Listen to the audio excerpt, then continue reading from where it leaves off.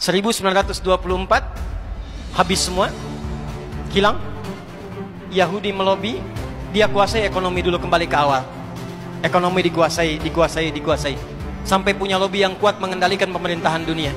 Inggris diminta dibuat perjanjian Balfour secara cepat, tiba-tiba dibagi-bagi. Turki Utsmani kalah, masuk kemudian ke situ. Cerdasnya pada masa itu, cerdasnya Sultan pada masa itu, beliau mewakafkan wilayah Ardul Muqaddasah sebagai wakaf agama. Yang sekarang otoritasnya Yordania menjaga itu. Dulu orang Islam menjaga di bumi Palestina, jaga betul. Maka apa yang terjadi?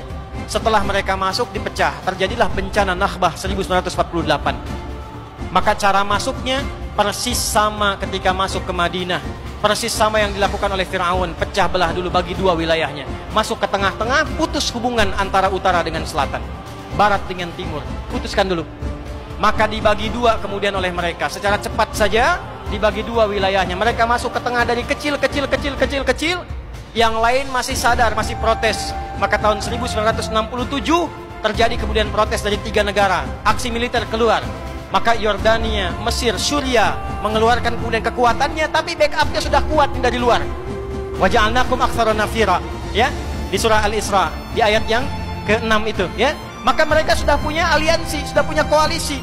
Maka sebelum bergerak, pangkalan udaranya dibom, dihancurkan. Cuman 6 hari habis semua. Maka karena habisnya itu, Suriah diambil wilayahnya dekat Palestina, dataran tinggi Golan. Di situ ada Bukit Zion, ya.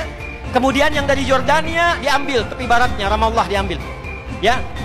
Kemudian yang dari Mesir diambil 2 bagian, Sinai dengan Gaza dikuasai 1967. Maka beberapa bulan setelah itu berkumpullah 8 negara di bulan September, bertempat di Sudan. Beberapa negara Arab plus Afrika. Afrikanya ada Mesir dengan Sudan. Maka Saudi datang ke sana, Yordania datang ke sana, Syria datang ke sana. Mereka mengeluarkan apa yang disebut dengan resolusi Khurtum. Resolusi Khurtum, poinnya 7. Yang 7 ini disingkat jadi 3 yang pokok, disebut dengan la'atul thalath, 3 nouns, 3 penolakan. 3 penolakan, ya. Tidak mengakui Zionis Yahudi, tidak ada damai dengan Yahudi, dan tidak pernah membangun hubungan diplomatik dengan Yahudi. Siapa Yahudi yang dimaksud di sini? Itulah yang dimaksud gerakan baru, bukan Yahudi pada umumnya, bukan.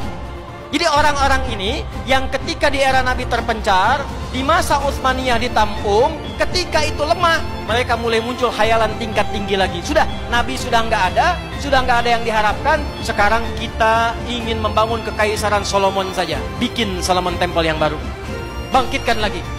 Sudah nggak ada sekarang nabinya, yang tinggal ditunggu Dajjalnya, Mesiahnya yang datang. Maka harapan mereka untuk mempercepat itu semua dan mereka bisa kokoh kembali seperti harapan mereka harus membangun kekuatan besar untuk membangun kedikdayaan lagi. Maka apa yang harus dijadikan klaimnya? Klaimnya apa? Objeknya apa? Tidak ada yang lain kecuali kuil Sulaiman.